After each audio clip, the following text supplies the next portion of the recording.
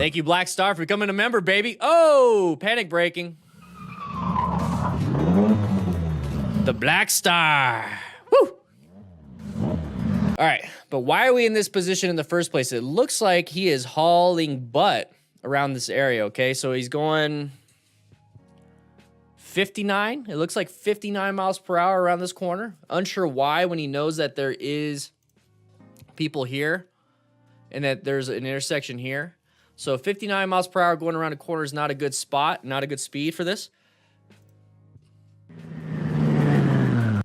So here's the thing. He wasn't being able to stop in time. So as much as we can, say, you shouldn't have done that, he couldn't stop in time. So braking in a corner is pretty scary unless you know how to do trail braking. So he couldn't stop right here. So what he tried to do now is, oops, I got to find an escape path.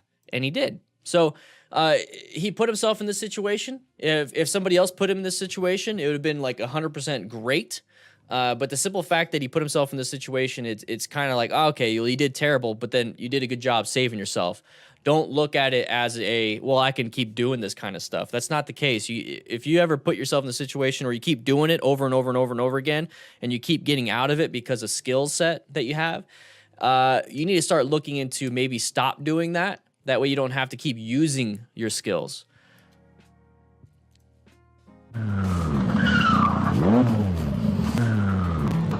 So he was about to run into this.